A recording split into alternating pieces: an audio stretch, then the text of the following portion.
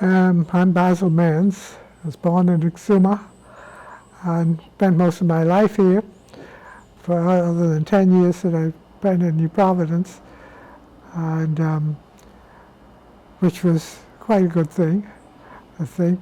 But I came back to Exuma and went into business.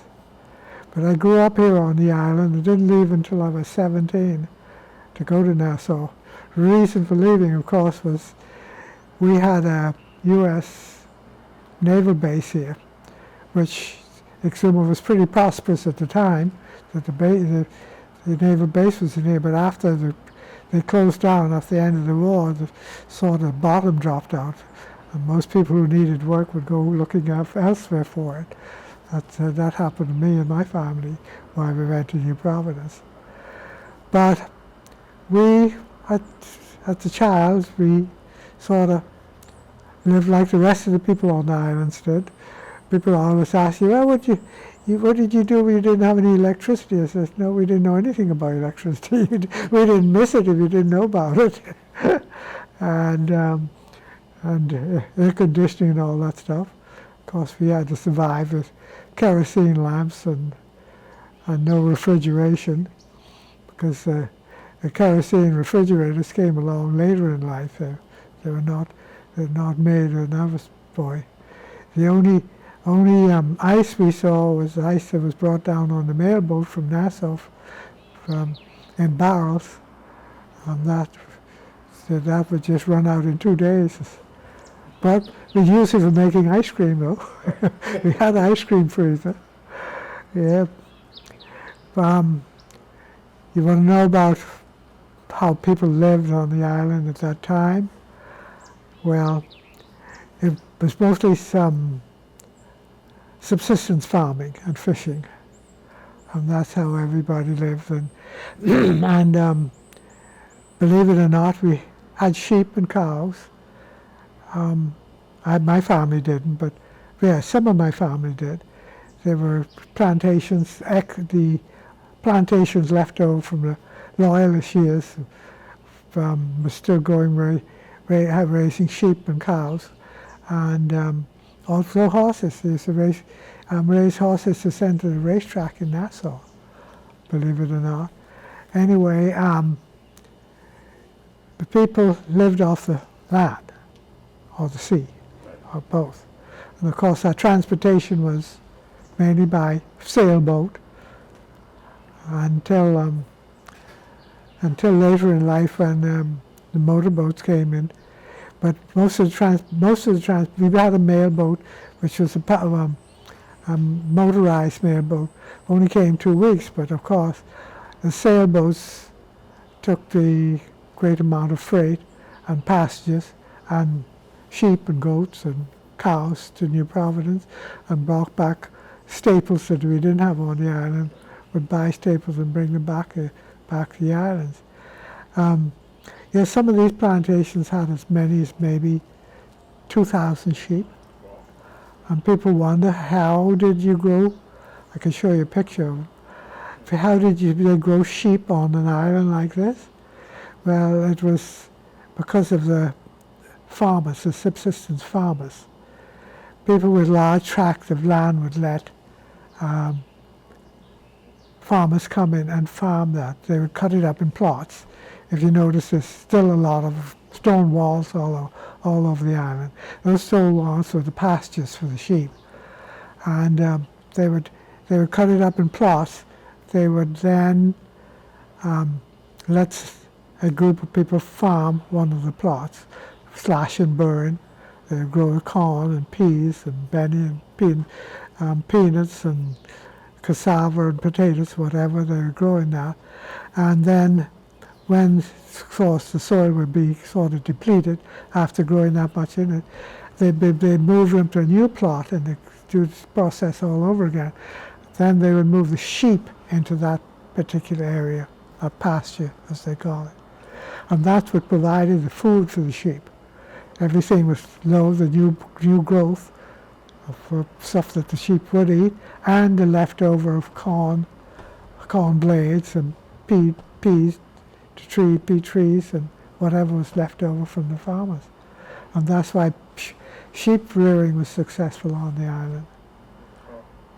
So obviously, farming was much bigger on Exuma. Oh yeah, farming was, well, it was either farming or fishing. You had to do one or the other to survive. And mostly farming.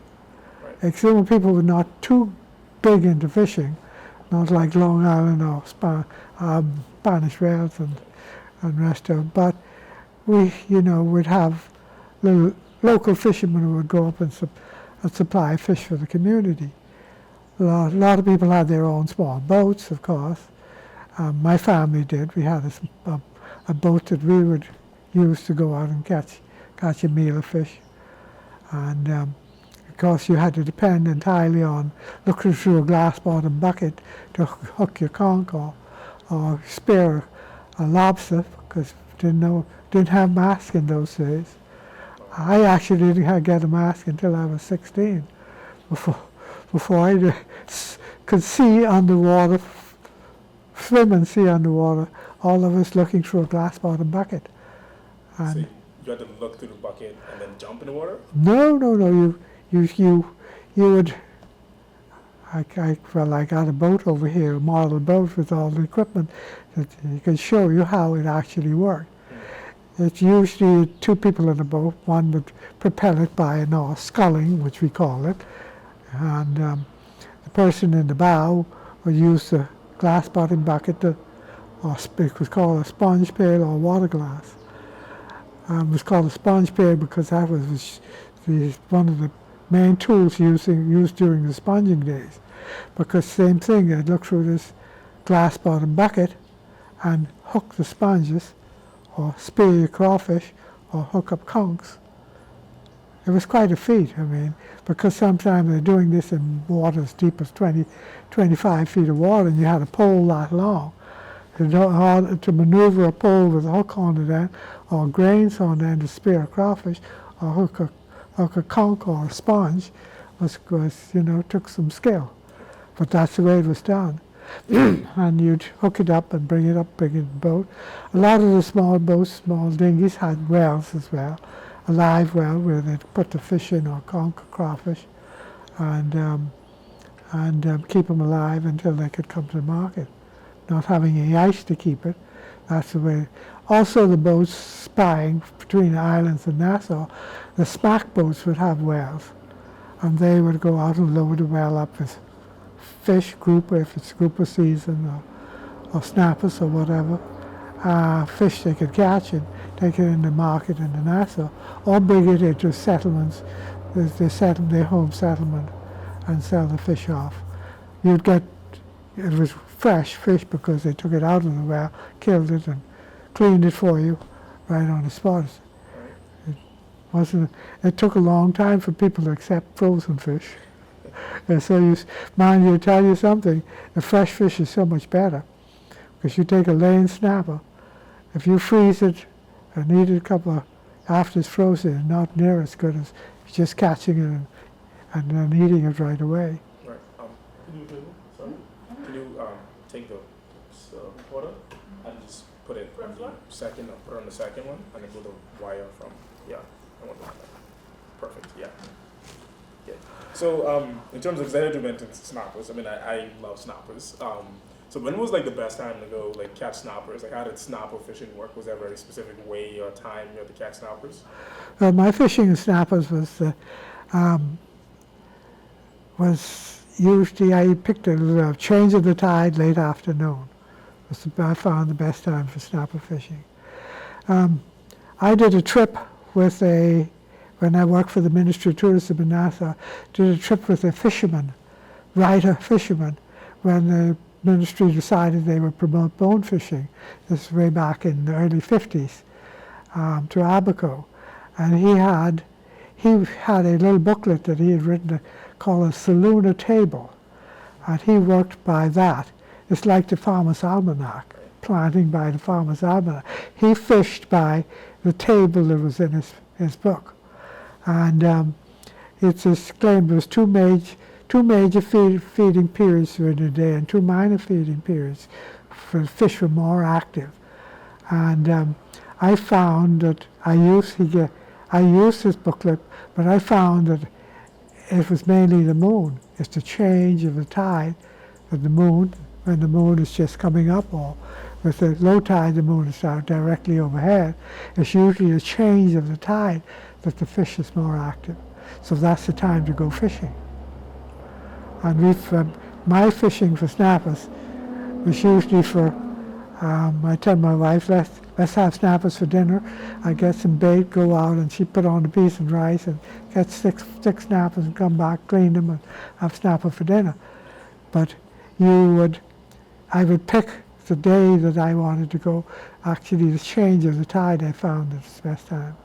I would fish, and the native fisherman says in the harbor, the change from low to high, slack tide, and they claim outside in the ocean, the change from high tide to low tide is the best time.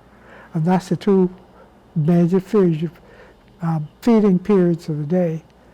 And that's when I would pick to go fishing, and the change of the tide, and catch my snappers. And did you ever go fishing when it wasn't the best tide and saw a difference in how much fish you caught? Yes, I think so. Yeah. Yeah. Especially going out and fishing for, like going in the harbor fishing for snappers. Yeah, it is something to it. I mean, the moon does influence everything on Earth. The gravitational pull of the moon, and it's a lot of truth to it. Like the farmers farm, they tell you where plant on the as I say, the coming moon or the growing moon, and the certain crops they plant at certain times. And I found that fishing was the same thing. You go fishing at certain times of day, definitely. And I hear you mention, as you told that the story about the trip with the tourism officials. You mentioned bone fishing. I know you've been pretty involved, or you're one of the big reasons why bone fishing started in Exuma. So can you tell me a little bit more about how bone fishing got started here on Exuma? Well, it was a result of my trip with this fisherman to Abaco, and Exuma started to grow. Peace and Plenty was constructed, and I thought I would take the opportunity to come back to Exuma and go into bone fishing business. So I sort of pioneered the bone fishing business in Exuma. Came back in 1959, of course, and and most of the bone fishing, of course, is done on the south side of the island, the extensive flats. There's some bone fishing on this side, back of Crab Key and around Mariah Harbour Key, and of course, this is one thing we need to talk about in the future. How we're going to protect these bonefish stocks. And I hired people who knew about the flats, who knew how to find the bonefish, as guides. I had 4 guides out of Roll Town, because the flats are close to Roll Town. They would walk across the island, or some of them would have little dinghies on the south side. And then another guide I used was in the ferry. And we also tried guides out of Morstown. But the Morstown guides didn't work out too well, because they don't have the flats on that part of, up that part of the island that we do on east of the chain of islands, the Jewfish chain of islands. This side, going down to the ferry in Little Exuma, is where the shallow flats are, where you could actually see the bonefish to fish for. Lots of people fish in muds, of course. And if you fish in mud, you don't see the fish. You just catch what will take the bait. They will also take a lure in the mud. But I started the bone fishing and spent many a year in it. And I gave it up when the business started to grow. I started a company called Men's Water Sports, and Lake Victoria was opened up. so we could have boat traffic into Lake Victoria, and I started a marina there, so I gave up bone fishing at that time and sold the boats to all the guides at a reasonable price so they could keep going and supporting it until they could get on their feet. And some of the guides, the same guides, their grandchildren are fishing today, bone fishing. But I pioneered the bone fishing. One of the people I did use, he was the only one that actually was exposed to somebody fishing with rod and reel. And it was one man. If he had a family here at Exuma, he would come and visit Exuma. And this one guy out of Roll Town, Sam Roll, he would take this person out to the south side and carry him or in the ferry area, Marai Habaki, and he would do fishing. He was the first guide, the first person who did any guiding on Exuma. I mean, that type of guiding. I mean, they all fish for bonefish, yeah, because they like eating bonefish. And actually used to haul bonefish, which was, of course, overload when we found how valuable the bonefish was to us for sports fishing. And one of the problems I did have with fishing was the guys bringing fish in, and people would ask them for fish, and they would bring the bonefish in when we wanted to release the fish. The only fish that I, wanted brought in was if it was a trophy fish. If we thought we had a good fish that was a trophy, and bring it in, because the Ministry of Tourism at that time they ran a fishing tournament on bone fishing, and the different islands would enter the best fish of the year, or they would keep track of it and take pictures, measure them, weigh them, and try and take pictures of the people who've caught them, and then they would enter them in this fishing tournament they had, the Ministry of Tourism. So we would enter our fish if we got a nice big fish. And what's the biggest bonefish you remember coming from? I think we never got a real big one here.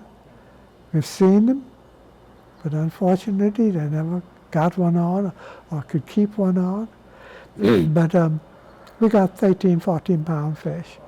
I think maybe one time we got a 15 pounder. At that time the record was 18 pounds. And Bimini was holding the record. The world record was a little more, but it was a oceanic fish caught in Hawaii. It was 20-some pounds. But our fish, the guys would say, we drove this record fish out there. We've seen them. We tried casting to them and whatnot, but never got an 18-pounder on, unfortunately. If we stop a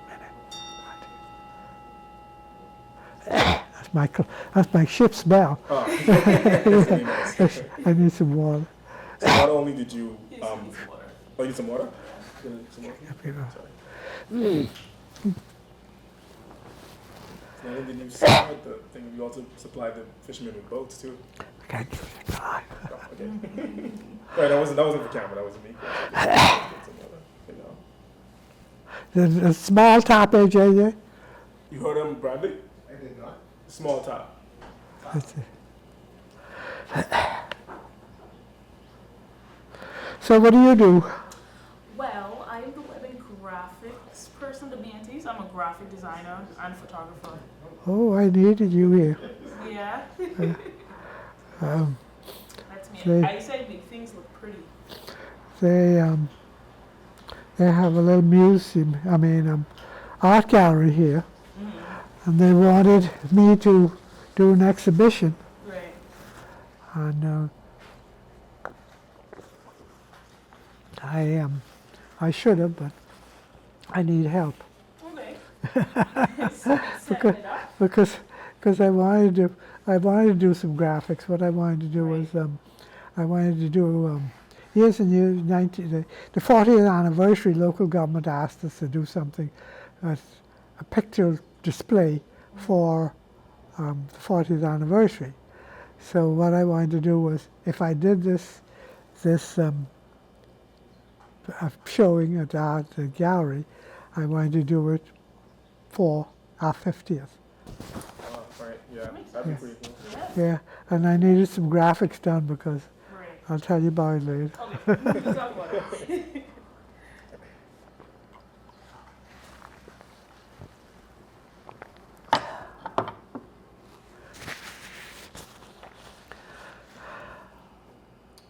Alright, we get to be good? Yeah. Alright, yes, I mean, that's a lot of great background. We talked about farming and fishing. And what about, like, crabbing? Like, what was the scene, or what was it like on Exuma to go, like, everybody knows Andres for catching crab, but like, Yeah. what was it like on Great Well, yep, we had a lot of black crabs. You want to rest that napkin? You rest it right next to them. Really? Oh, you did. Yeah. We had a lot of black crabs on the island when we were growing up. And at one period they sort of disappeared. And the stock never came back. This area was one of the spawning areas that go to the sea right down the shoreline here. And then the other cove, the neighboring cove, this is Jolly Hall Bay. And the neighboring cove is Hooper's Bay. And they go to that beach to spawn. They didn't necessarily use the beach, they'd spawn along the rocky shore as well. We had an abundance of crabs, especially in this area, Jolly Hall and Hooper's. There's a house across the street here, I remember coming crabbing from Georgetown. I lived in Georgetown, coming crabbing out here. And the house across the street would literally change color with the crabs. It had a rough surface, and the crabs, for some reason, they didn't figure out how to go around an obstacle. They'd try crawling over it. They'd crawl up the walls, and the wall was just totally covered with crabs. There'd be millions of crabs. And then what they'd do, you had trouble farming in this area, along the foreshore here. The crabs would dig in for a length of time, waiting for maybe the full moon to spawn, and then they go down to the sea and spawn.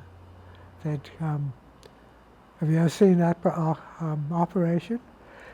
They go down to sea and they go just down to the water's edge, and the females they'd pick the spawners on the belly. They'd pick it off with their pinchers, the biters, and shake it in the water like this, and the little crabs would pop out. And then they spend the larvae stage in the sea and come back as a baby crab to the land after X amount of weeks. Well, my theory of what happened to the crabs, 1 year or 2 years, 3 years running, they decided they'd go to the south side of the island and spawn. The airstrip of Georgetown, the first airstrip was just constructed, and the Bahamas Air agent, he told me, you got to come out and see this. The airstrip was totally covered in crabs.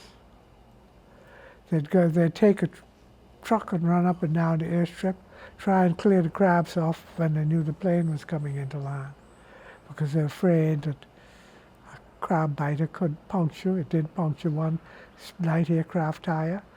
So they'd try and clear the airstrip of crabs. But my wife and I went to the south side to go fish for snappers one day, and the whole shoreline was lined with crabs, millions of crabs, and taking the spawn off and washing it in the sea. And as we went out the channel is a brown streak in the channel going out to sea.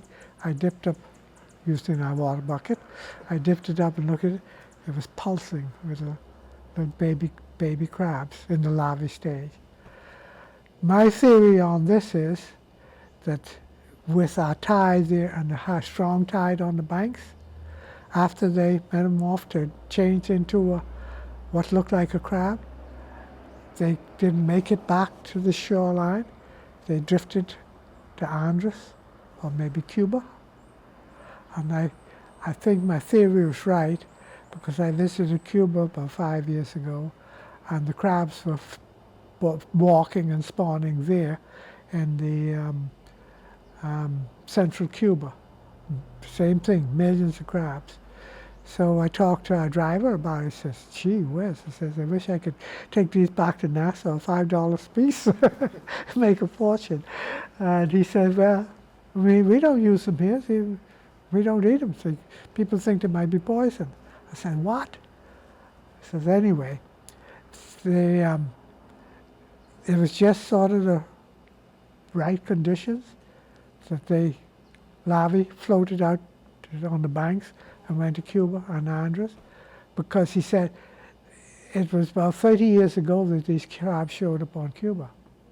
So we never had crabs like that on Cuba. So maybe my theory was right, what happened to crabs on Exuma. But they're coming back slowly. But I see that Luther had a big swarm of crabs last season. So maybe it'll come back on Exuma. But because, you know, they're washing the spawn on this side, they go out and the tide, the current in the ocean here. Well, Exuma Sound, when we did a survey on the recruitment of spiny lobster, the baby spiny lobster, with a scientist from Leastocking Island, he found that actually Mariah Harbour Kiwi, we did some tests, was more productive than up the Keys.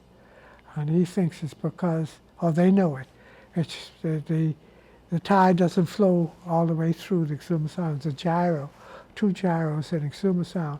The tide circulates. That would keep the larvae in Exuma Sound. So the same thing with the crawfish, same thing with what's happening with the crabs. So that kept the crab stock up in Exuma. But we lost most of the crabs. Nowadays you have to mainly go out at night looking for crabs with a flashlight. You might get after 2 or 3 nights out, you might get a crab basket full. You know, people used to actually make baskets to ship the crabs in. We call it a crab basket. It was a very rough straw basket, and they would sew the top of it together, leave a hole big enough to stuff the crabs and then sew it up and ship them to Nassau. So people aren't really crabbing anymore that much today. It's they go out, and it's usually, well, the season of crabs used to be the first good rain in March. The crabs would come out to start crawling. And if you have good rain in March and April, then you can get some crabs. Yeah. But not in any abundance. What a friend of mine does, he made a pen, and he'd go out and get maybe 2 or 3 or half dozen or so, put them in his pen and feed them till he's got enough to make him cry his crab and rice, or crab backs or whatever he wants to make out of it. And that's the way he does it, to get enough crabs for a meal, because he might go out and just get 1 or 2 a night. So, from millions to yeah. 2. So the crabs on Exuma disappeared. Do you have any photographs of like the crabs, not the millions on the shoreline, because that would be cool. Do you have any photographs of crabs at all in Exuma back in the day? No, unfortunately, when I was a boy, I didn't have a camera. I didn't have a camera until later in life, and the first camera I had was a little Kodak Brownie, Right. a Bakelite camera that took 12 2x2 pictures. So obviously there, Exuma at different times had abundance of wildlife and abundance of resources, and we do know some things are depleting, based on the things you told me before. So can you tell me a little bit about how has the resources of the resources of Exuma changed? Have it depleted? Has it grown? And why did you think we needed to conserve it or do something to? I didn't quite get that. You repeat it for me? Oh, I sorry. didn't quite get that. Yeah, so, obviously people have been dependent on the resources of Exuma for a very long time, farming, the fishing, etc. So can you tell me, have you seen a drastic difference or change in just the abundance of resources on Exuma, on land and in water? Yeah, well, as I say, we depended on fishing and farming for subsistence on the island. Well, there was always carpentry and masonry. Somebody had something, house to build or repair or something like that. And but as I say, after World War II, we saw a slump in exuma, and then things didn't start picking up. The first thing that happened that started to put exuma on the map was the Family Island Regatta, the Out Island Regatta, so it's called in those days, in 1954. That brought quite a few people to the island, got people interested in the island. Peace and Plenty was under construction in the middle 50s. It didn't open until 58, 59. And that, the exposure that people having, foreigners and natives having at Regatta gave them an interest again in exuma, and some development started. It was still quite a bit of farming, and this island was noted for producing onions. It was known as the onion producing island, and they still produce quite a bit of onions. And as the island started to grow, with more and more people coming in and investing, and like the Pieces of Eight, Out Island Inn, there was a small guest house on Little Exuma, and private homes. People started getting enough work otherwise, and the farming started to decrease until there's very little farming done on the island today, because most of the people, the working people, are involved in construction today. We have a boom in construction, and that gradually grew. And I mean, we had a gradual growth in construction, private homes mainly. Of course, we had the Emmer Bay project, where they developed that, and it was built a hotel, and then Sandals is now running that hotel, and then they build guest houses, Grand Isles. We on this island today we're fully employed, because people are coming in from other islands to work here. And the growth today is mainly in private homes. There are a lot of private homes, and that was gradual, because when I came back in the late 1950s, there were private homes that was being built, and it was different in those days, because most of the people that built their home, they wanted to spend more time in winter residence. Today, most of the homes are being built, they're home away from home or something like that, and they are rented. I mean, 90% of the homes that's being built today are built for rent, and they all over the island. If you go along the Hartswell Shore and Little Exuma Shore, you'll see what's happening. And that's a big boom on the island now. You have trouble getting anybody to do small jobs for you anymore, because they're all in construction. And these homes are fairly big, and they rent for a lot of money. And I hope governments could do something about taxing them and getting some revenue off it, because they range from anywhere from $7,000 to $30,000. I understand it's one home on the island's rented for $30,000 a week. But the average ones will be, $10,000 or $12,000 a week. And the island's booming right now.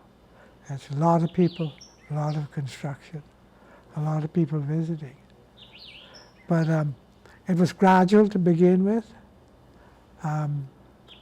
But most people, got enough jobs, either construction or caretaking of the property, and that's where the farming started to disappear. And right now, there's very little farming done on the island, because an area like Mount Thompson used to be the main onion growing area, and they reclaimed land there, and they they put a packing house there and an onion shed there and rolled down. And one of the other settlements where they dry the onions, take them to the packing house, pack them and ship them into Nassau. But I doubt we're growing a bag of onions these days, unfortunately. I know government wants us to go back into farming. I mean, it's this business of can we feed ourselves? Well, it could be difficult because it could take a lot of people to go back, a lot of farming, to try and do that. But so the farming sort of disappeared off the island, and Exuma was never a great area for fishing. We never had a fishing fleet like Long Island, or Abaco, or Grand Bahama even, and Spanish Wells mainly. A lot of the fish used to come here. People used to come from Long Island and bring a catch here to sell to the hotel. So very few people are fishing now, except I guess the bone fishing is still for sports fishing. Okay. Do you want some more water before I? Yeah, better have another sip. Make sure I get some. Shoot video now?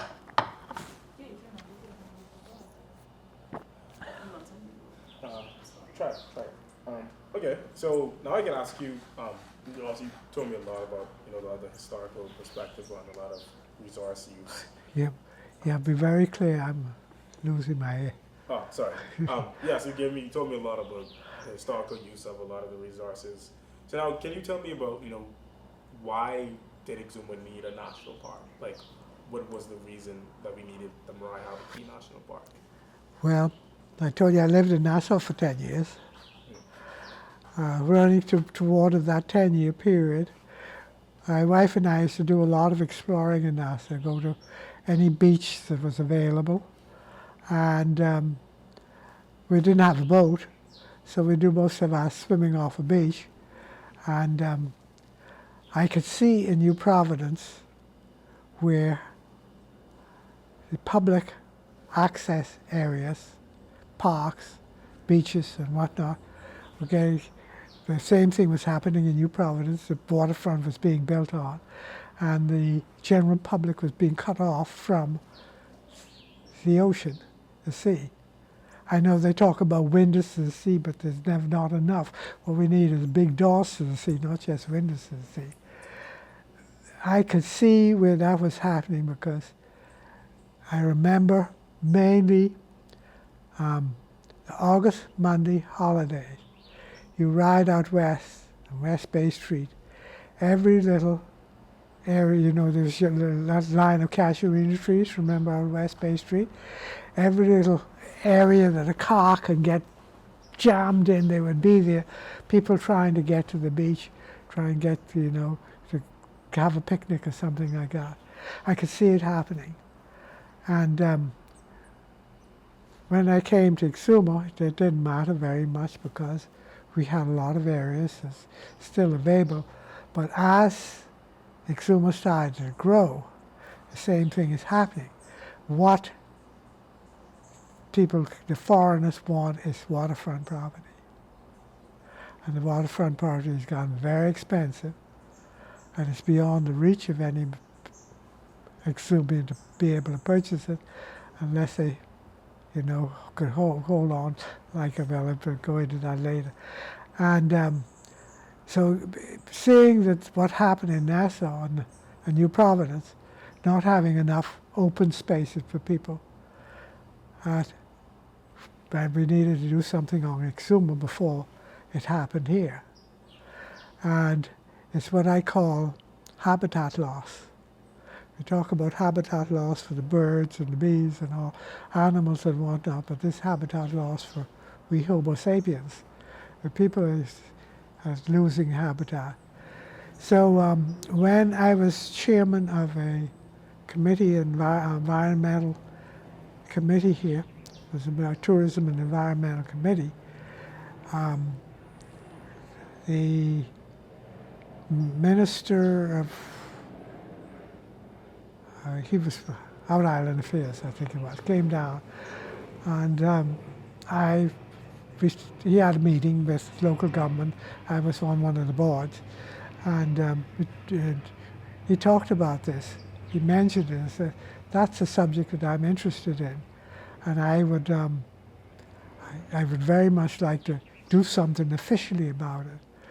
So he said, well, if you're interested in it, and talked to the chairman of the local board, says, why don't you appoint him as chairman of a committee that can handle this, which they did, and I did. And my committee, we went through the island and picked areas that we felt that needed to be protected, Mariah Habakee being one of them, and parks, beaches, dock landings, historical sites, and other recreational areas. So we compiled a whole list. We put it on a map, sent the map into, I did 3-4 maps. I kept one here for us to go over, and we sent 3 into Nassau to the Best Commission, local government, town planning, so that, they could see what we're talking about. And that's what that's where I got started in trying to, my interest in public areas for the general public use. I mean, because a quote came to me that I saw the other day. We didn't inherit the land from our forebears. We borrowed this land from our children. So my idea is to leave something for our children. Make sure we leave enough open space that our children can have it for their use.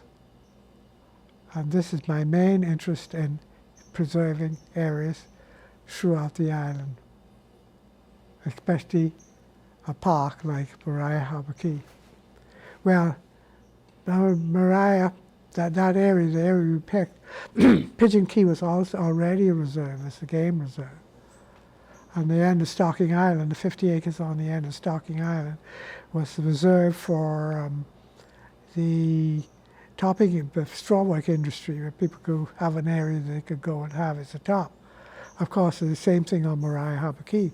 There's a big, what I call a palmetto forest over on Mariah Habakee, where the top was harvested from. And we're thinking of still keeping that open for that purpose. I say use it as a multi-purpose park. And it was a fight. The trust had to really fight for that 50 acres on the end of Stocking Island. Developers still trying to get it.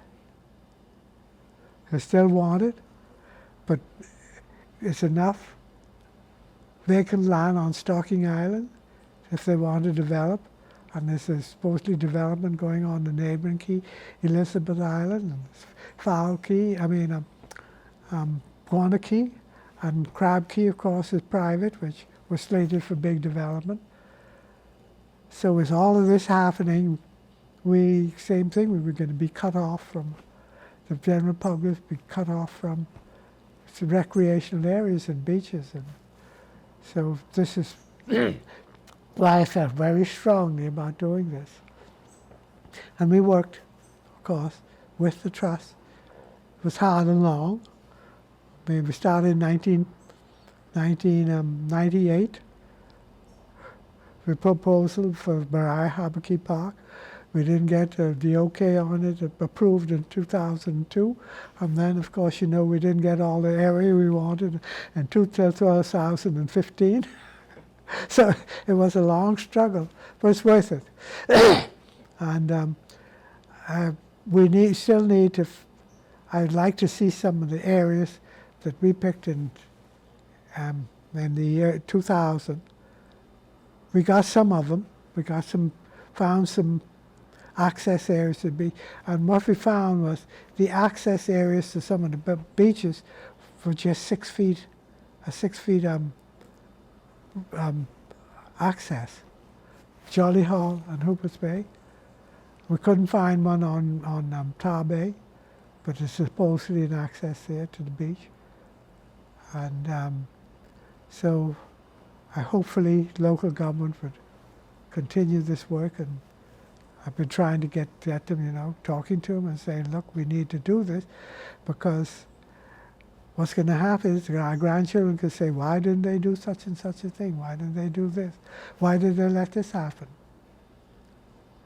When what I'm afraid of, what I'm worried about, that as this island grows, and we have more development on the waterfront, there's talk right now among certain people about not having access to certain areas, where we could possibly have unrest because of this. And this is what I'm worried about. It could happen.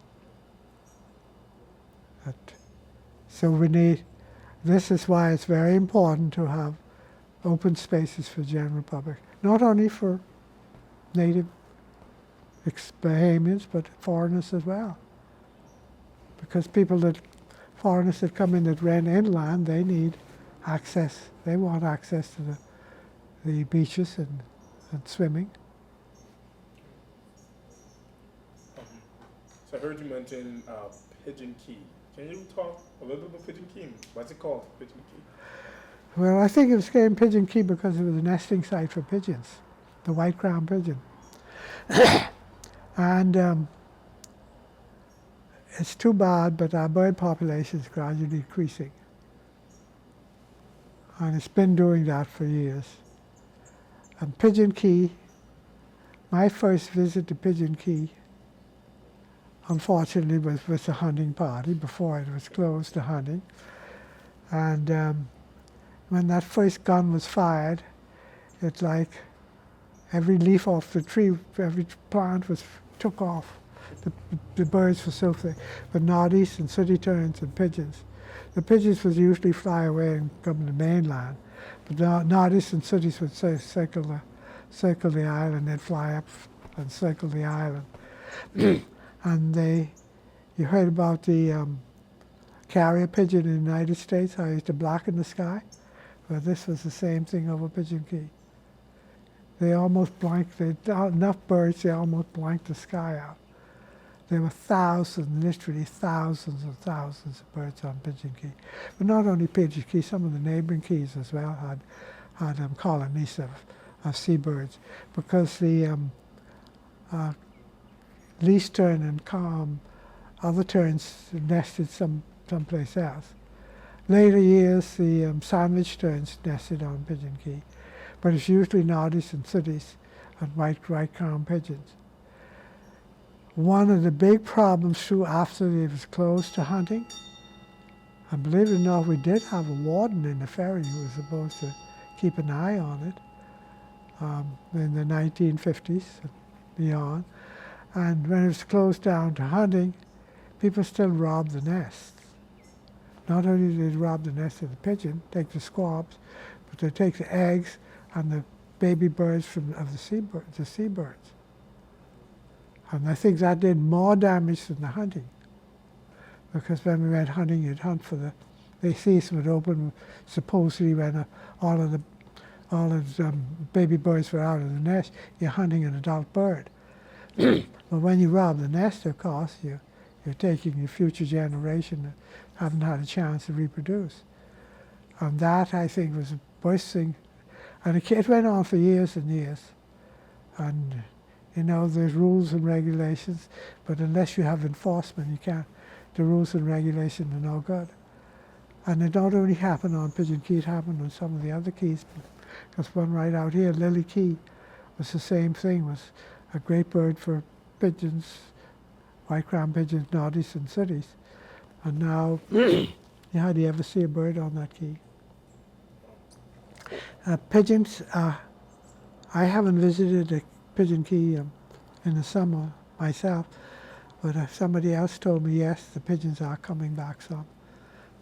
But what quantity? I don't think we'll ever have the quantity that we had in the past, but they are coming back somewhat. But the noddies and sooties and other seabirds, their stock, their quantity is just disappearing.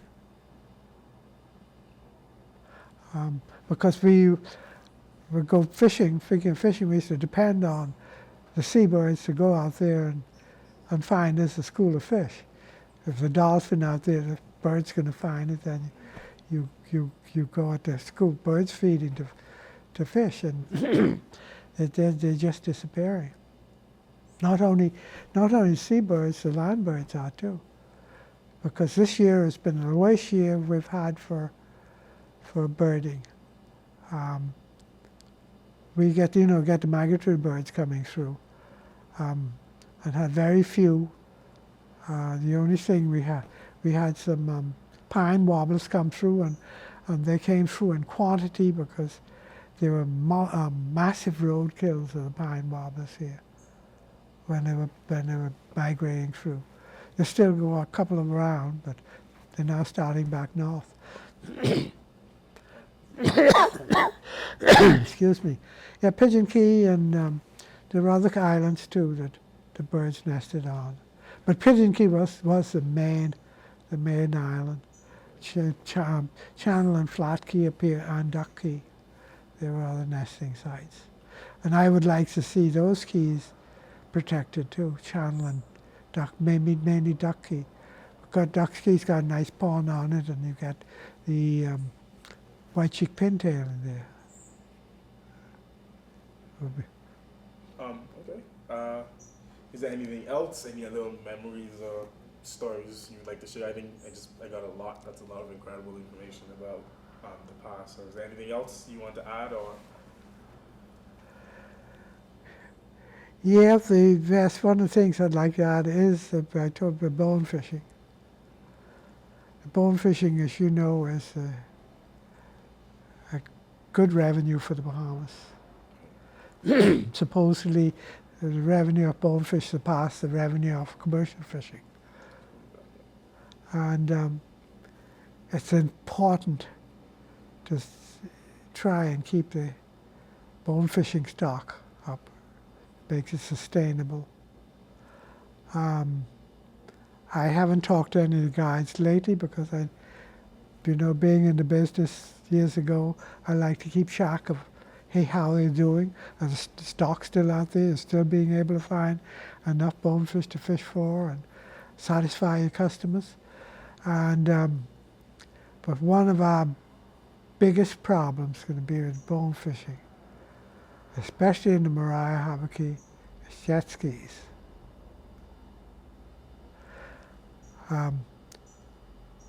The bonefish is called a silver ghost. And it's a ghost, all right? Have you ever bonefished? You go out there, and if they're not plentiful, if it's not a school of bonefish, and you're just looking for one bonefish, every little wave will look like it could be a bonefish. They're very difficult to spot in certain light conditions and certain sea conditions and whatnot. This is why and they're such a good fighter. This is why they're such a prize game fish, especially fly fishing, because fishing with bait or spinning tackle is easy, but fly fishing, if you fly fish, no, you should try it. It's just challenging, and this I'm worried about, because down Hartswell, in the park area, the jet skis are gone wild. And somebody was complaining the other day, they were out there fishing, and jet ski just came zooming right past. And I remember we had a fishing tournament here once, and I was an observer in the boat, and there was one the guide, there's three of us, me, observer, the guide, and the fisherman. And we ran into a school of bonefish, and something happened, I don't remember what, but they just took off. That was the end of it. We never saw another school that day. And just a lure hitting the water, plopping in the water, they'd scatter, and depends on weather, how spooky they are at the time, because if a shark or barracuda's been after them, they then very spooky, and any little movement in the water, they'll just go. So what the jet skis are doing, and it's more and more jet skis appearing on the island, and there's somebody who lived, two people that talk me that live in Hartswell, that say what the jet skis are doing on the flats. And not only on the flats, there is a creek that runs down middle of Maria. At the end of that creek is a little sort of lagoon with a grass patch in it. And at the low tide, if the bonefish are still in the creek, they collect there. And there's 3 jet skis went down there, just circling around in there. You know what's going to happen to the bonefish in that area. They're just going to scare them away. Because I have proof of how spooky the bonefish are. At Foul Key, it's a cove down at Foul Key, and had a nice school of bonefish, mixed. The biggest one, diving and looking at them, may have been 12, 13 pounds, starting about maybe 1.5 pounds, maybe 300 fish. In that school, they used to collect in there. I don't know when they'd go off to feed, I guess, at night or whatever. But they'd collect in this cove. And there was a guy who, winter resident, he found the school. He would go there every available day weather-wise and fish that school. After about 3 months, they left. They're just now coming back after about 10 years, 10, 15 years. So they're easily spooked. And if the jet skis start going further afield around the south side on the flats around there, they're going to spook the bonefish so badly that the guy's not going to have a chance to satisfy the customers who's catching one fish. So that's one of the things we definitely, well, in our proposal, the original proposal for the park, that's one of the things we proposed, that there would be no jet skis allowed in the park. And the second thing was that only licensed guides, fishing guides, would be able to fish in the park for bonefish. It wouldn't be a free-for-all. I don't know what's going to happen with the rules and regulations. They're still working on them. But the jet skis are just going to decimate the bonefishing population. Just going to scare them all off. They'll leave. They'll leave. Or get too spooky that nobody should be able to catch them. So that's one of my biggest worries about the way I see the trend going today. Since we allow jet skis, especially in areas like the park, we should designate certain areas that they could go and be wild and do all them, like they do on motorbikes, wheelies, and all the silly things they do. And because I had a movie of a park in the Caribbean, and that's what they did. They zoned the park. There was a certain area that fishing was allowed. There's a big area that they said, protected area. Fishing was allowed. Only areas that you could dive or ski. Any boating activity could only be in certain areas,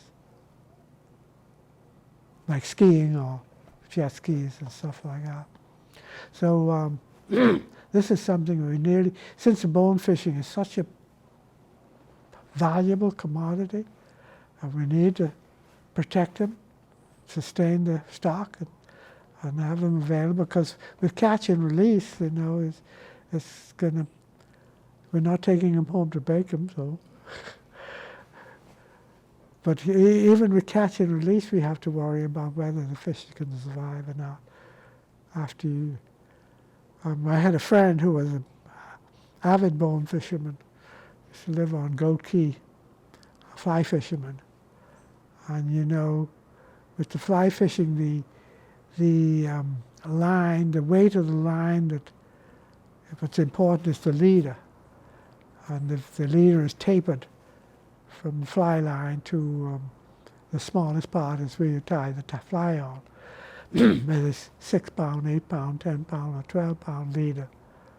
But he used to fish with 6 and 8 pound, and he decided that he would go to 10 or even 12 pound because he wanted to bring the fish to the net sooner and not stress it out too much. Because you could fight a fish for half an hour, and the fish is so stressed, if you release it, a barracuda and a shark in there, that's a dead fish. They're gonna eat it for sure. They're gonna kill it for sure. So this is one of my worries, is protecting this stock of bonefish.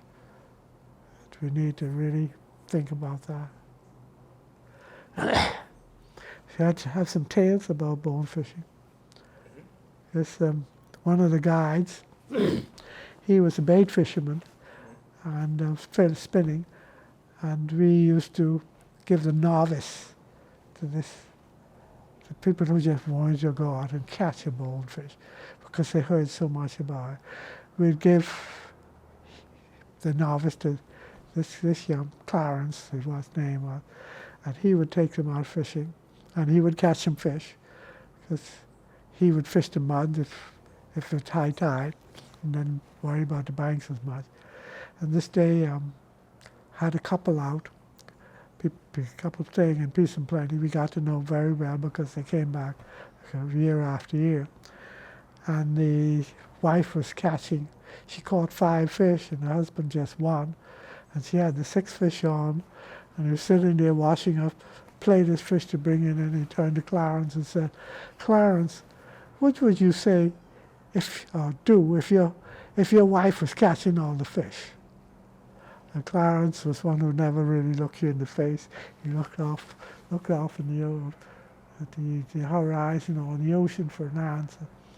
And he says, "Well, sir, I think I'll cherish her." He said, "Well, that's a good answer. I'll cherish my wife. She could catch more fish than me." That's a good point. Another one was, I don't know if it's the same case, man and wife out there, and the lady had on a good fish. They saw the fish, the guide saw the fish, he got her to cast of the fish, she hooked it, and it was a big fish. It was taking a long time to subdue it. After about half an hour, the husband sitting there fuming says, "You gotta break that fish off. I'm not getting a chance to fish." The guy said, "That's a good fish, and I want to land this fish because we're going to enter this fish in the tournament. So we wanted to land this fish." He said, no. He says, "I need to be able to fish too. Break it off." The guy said, "No way." He said, "We're not going to break it off." He says, "If you don't break it off, I'm going to cut the line." He reached up, the guy said to him, "If you touch that line, I'm going to break your arm." And they did she did both the fish. We brought it in, measured it, and weighed it, and photographed it, and entered it in the tournament. Sounds like a really good fish then. Yeah, it was a good fish. It was a good fish. Wow. Yeah. I think if I'm, I don't know about memories. She's still 50 years ago. Maybe I think it was. I got a picture of a fish that I made up at the rule measuring. It was a 13-pound fish. It may have been that one. Because she was. It's my dream to catch a bonefish over 7 pounds. Well, I think that's been really great. It's been a great convo. Do you have like some photos or maybe like the map you could show us of some of like these areas you like talked about? Like, do you still have the proposal that you submitted? Well, a copy of the proposal you would have submitted to the BNT. Yeah.